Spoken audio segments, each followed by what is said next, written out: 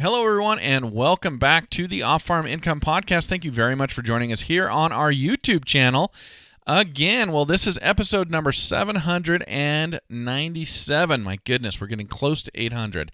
And today I'm speaking with a very talented metal fabricator, welder, blacksmith. Mr. Isaiah Windmeyer is coming to us. Actually, he's coming to us from Southeast Community College up in Milford, Nebraska, but he is from Highland, Kansas, and he is going to be talking to us all about his grandfather turning over the keys to his welding shop to him, and him starting his first welding business when he was 16 years of age, and how that took him to the national stage as a national proficiency finalist. We're going to get that started for you right now. Joining me today is Isaiah Windmeyer, and he is coming to us from Southeast Community College, where he is studying precision machine and automation technology. And he's a former FFA member at Doniphan West High School in Highland, Kansas, and a 2019 National Proficiency finalist in design and fabrication. Isaiah, welcome to the show. Thank you so much for joining me. Thank you. Hey, you bet. Well, so let's start off by learning a little bit about you. Tell us about you. Where are you at today?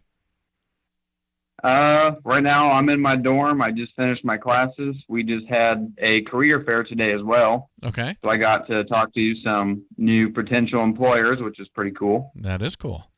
Very good. I'm going to get totally sidetracked right off the bat, but that's what I do as the host of this show, Isaiah. So the career fair, I love those. Did you find anything today that maybe you had not been considering, but you went, oh, that's interesting, I might like to do that? Or was it everything you've been thinking about that you kind of honed in on? It's pretty much what I was thinking about. Being in Nebraska, I'm kind of far away from home, so there was only two people there that were relatively close. Mm-hmm. And I talked to Landall out of Marysville, and they offered me something kind of nice. So I'm going to look into that. Very cool. Well, so you actually got an offer today? Today, yes, in a way you could say it's an offer. And back home, there's a machine shop, and then there's a production shop in Horton. I have a few potential offers there as well. Very cool. So I'm doing good. Good. So you're going to college right now up in Nebraska. You are from Kansas, and so when you're not at school, when you're at home, are you on a farm, you in town, or something kind of in the middle of those two? Well, my house, we live out in the country. I wouldn't call it a farm, but we do own 4 horses, and we have a couple others on our property. Mm-hmm. And then on the weekends, I go to my shop, and I work there. Okay. Very cool. Where is your shop located? It's in Hiawatha, Kansas, about 6 miles from my house. Okay. And it's a quick drive. Is that something, so you say your shop, is that something that you purchased or something that you lease, or what are we talking about? This is my SAE project, actually. Right. So it was my grandfather's welding shop for 30, 40 years. Okay. And he quit a while back, and then one day he gave me the key, and he said, do what you want. So in 2017, I was 16 years old at the time, and I started my first business there called W.O.G Metalworks. Awesome. Really, really cool. Okay, we're going to circle back to that here in a minute. I want to know about your time in the FFA. How long have you been involved with the FFA? Since my freshman year, so all the way through high school. Okay. And what brought you in? Why did you join the FFA? I actually joined an ag class, and part of that was Elmer just automatically puts you in FFA, but I grew to like it. The ag mechanics is where I excelled in. Okay. So it was just an extra thing that I had fun with. Gotcha. So you were in one, and you might as well be in the other. Yep. Okay. Very good. Now, you mentioned Elmer. So Elmer is your FFA advisor, is that right? Yes, it is. Okay. Give us Elmer's full name. We love to acknowledge our FFA advisors here on the show. Well, it's just Elmer Schmitz. Okay. Well, I appreciate you doing that, and glad he got you involved in the FFA. Very cool so far. I'm going to take a moment, Isaiah, just to acknowledge a couple of our sponsors. Everybody, I want to talk about Lacrosse Footwear. You can find them at lacrossefootwear.com. I'll tell you what, we use the Alpha Range boots here on our farm in Kuna, Idaho, And they are built to work as hard as you. That is their motto, and I will attest to that every single day. Ideal for chores around the house and farm. They're waterproof, comfortable, available for both men and women. And everybody here, which is just me and my wife and my daughter, we're wearing our Alpha range when we work around the farm every single day of the year. And very, very, very happy with these boots. And always love to mention that Lacrosse Footwear is proud to support the FFA by annually sponsoring 15 scholarships along with 100 jackets as part of the Give the Gift of Blue program. Always love to mention that while we're doing our FFA episodes. And, of course, everybody, Powder River Livestock Handling Equipment. Talk about welding. I have been to their headquarters. I have seen how they do their welds on their livestock handling equipment, their panels, their squeeze chutes, their runways, their sweep tubs, everything. And it is quality equipment. We use them right here on our farm for our cattle, and we hope you will as well. You can find them at powderriver.com, and please let your local farm and ranch retailer know you'd like to see Powder River products out in their yard, so you've got the opportunity to buy this historic and well-made brand. All right, so Isaiah, you mentioned what you're doing for your SAE. Let's just jump into it as though we hadn't talked about it at all. So it's your welding shop and your fabrication shop, is that right? That's correct. We do custom welding and blacksmithing. Awesome, really cool. Okay, when did you first begin welding and blacksmithing? How old were you? Oh, I don't even know. I was probably 12 when Grandpa first took me to his shop, and we went off and on for a few years. And it was probably 2015 I really started taking it seriously, and then 2017 is when I started my business. Okay, and that's W.O.G Metalworks, correct? Correct. And is that business still in operation while you're away at school, or does it kind of have to go on sabbatical for a while? I still work when I can, when I come back on the weekends, but it's not really like I can pump stuff out quickly and have a bunch of clients and doing a lot of work. It's just next to impossible being 3 hours away at school. Yeah. Now, when Grandpa threw you the keys and said, "Take it over," and you started W.O.G, how did you begin? What were your first projects? I was just kind of making some stuff. I mean, for myself, I was learning, building stuff at the shop, and then my mom was like, you should make a couple extra things and try to sell them. I said, well, okay, I guess I can do that. And then, I don't know, I started making a couple extra what I was doing, and people would say, oh, can you make this? So I make them that. Mm-hmm. And it really just happened organically. Okay. So, yeah.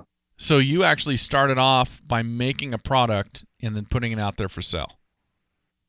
Yeah.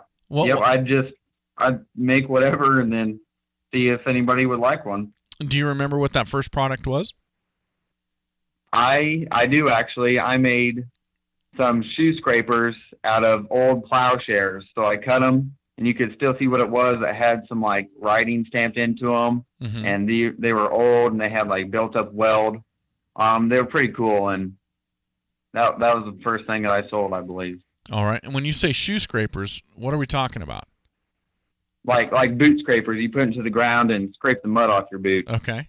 Very cool. Okay. So you made those, and then when people started coming to you and asking you to do something custom for them because they had a need, do you remember what one of the first things that somebody asked you to build for them was? Ooh. That's a tougher one. Okay. One project, I was in town, and Grandpa has friends, and one of his old friends came by and said, hey, I got a project for you. And so I said, okay, I'll check it out. And turned out this 96-year-old man, he's an old farmer. Mm-hmm. He needed a stair railing for his house. Okay. And that was that was my first big project, was this railing. And it had all kinds of sweeps and angles down different kinds of steps. It was probably one of my bigger challenges, especially being 16, 15, maybe even at the time. Okay. So now, when you first started out this business, did it become your only source of income, or did you have to work elsewhere as well? No, that's what I've been doing all through high school. I only worked for myself, and this past summer I helped my cousin a little bit with his beekeeping operation, but I still always did my own work on the side. Okay. So this has been it, working for yourself. And when you're not away at school, when you're working this full time, are you busy every day? I always got something to work on, whether it's making me money or not. Okay. Very good. Well, that is really cool. And so have you, over the years, I guess it's been about 3 years now since you began, have you upgraded and got some new equipment, or are there things you're able to do now that you were not able to do when you first began? It seems like every few months I get something new or I build something new. About a month ago, I bought another welder, and I've been getting that set up with one of my friends, an electrician, and just all the time I'm building or buying something. And being poor like I am, it's more often than not that I build a machine than I buy one. I hear you. Well, that's good. That's called bootstrapping, and I think most successful entrepreneurs start out just exactly that way. That's good. Good for you. Well, now, how did all this lead to you being a national proficiency finalist? So what was it that stood out about your record book that got you on that stage? Well, I didn't even consider it until my senior year, and my ag instructor, Elmer, he's like, "You've been doing this for 4 years now. Why haven't you applied?" I said, "Well, I don't know. Never really thought about it." So he pushed me pretty hard to do my application, and I put a lot of work into that. Those applications are a lot of work. And I don't know, something about it. I don't really know. He just told me to do it. And something about it stood out to the folks who were looking at him, obviously. Yeah, I guess. I think the fact of being an entrepreneur set me apart from all the other design and fabrication guys. Most of the time, they just work for another company. Being an entrepreneur automatically sets you ahead because you put in the work. You're the one who's in charge of yourself, and if you have helpers, which I do, and that definitely put me ahead of everybody else. Yeah, you're taking all the risk. And then you've got employees? Officially, no. but I have helpers that come in when I got a big job. We do a lot of railings, and that can be a lot for one person to hold on to. Okay. So I have guys that come in and help me every now and then, and they're awesome guys. Yeah. Awesome. I don't know what I'd do without them. That is great. Well, good for you. So you're providing some employment in your community and putting your high school and your town on the map. I think that's great. Had you ever been to the national convention prior to going for this year? My freshman year was the last year. They had it in Louisville, Kentucky, I think, and that was the first time I went, and that was an interesting time to say the least. But I haven't been back since then. Okay, but you kind of knew how big it was and how many people were there before you went. Yes, it is. It's insane how many people are there. Yeah, I agree. It's crazy. Well, that is fantastic. That's really cool. I want to ask you about your. So are you studying right now for a 2-year degree or a 4-year degree? It's 2 years. I said heck to 4 years. Okay, good for you. And so it's called Precision Machine and Automation Technology. So what are you learning there that you don't already know? Well, kind of, I think the route that you're thinking, I already do welding and blacksmithing, so the next step up is machining. Okay. So everything machining. We learned so much. It's crazy. And the knowledge that I had prior is helping me quite a bit. Okay. My prior experience with working with metal, but shoot, we're going to learn, I think, just about everything there is to know about machining. Okay. And I really enjoy it. Well, that's great. Now, why did you choose this? Do you want your business to evolve into being a machining shop as well? I don't know. People have asked me that quite a few times, and I said, well, that's not the plan right now, but maybe someday I'll have my own shop. Okay. But short term, I'm definitely going to work for somebody else. Okay. All right. Now, so then why did you choose this particular course of study and to go to school and study this? Well, during high school, I took dual credit classes at Highlands Community College, which was the college of my town. Okay. And my instructor there, he said, well, if you like using CAD and machining, you need to go to the big dogs up in Milford. So Okay. I came and visited, and I saw their program, and I talked to some of their instructors, and I thought it'd be great for me, so that's why I'm here. Gotcha. So it was something you kind of gravitated to and you liked, and Southeast Community College is the place to go to learn about it. Yep. Good for you. Very cool.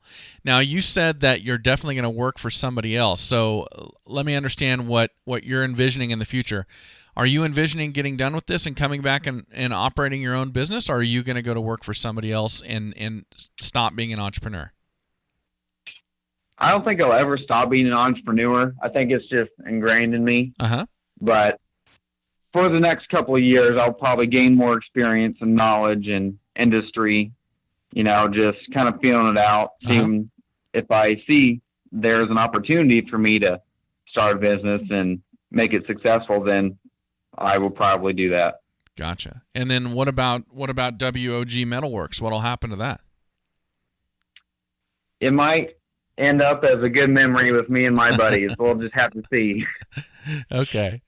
Very cool. Well, that is great. Well, Isaiah, I really enjoyed learning about all this. I want to ask your advice for other students before we wrap it up. If there's another student out there that they're looking at stuff they like that's available to them in the FFA and they've got to go out of state to go learn more about it or something like that, what advice would you have for them if they're hesitant to do that?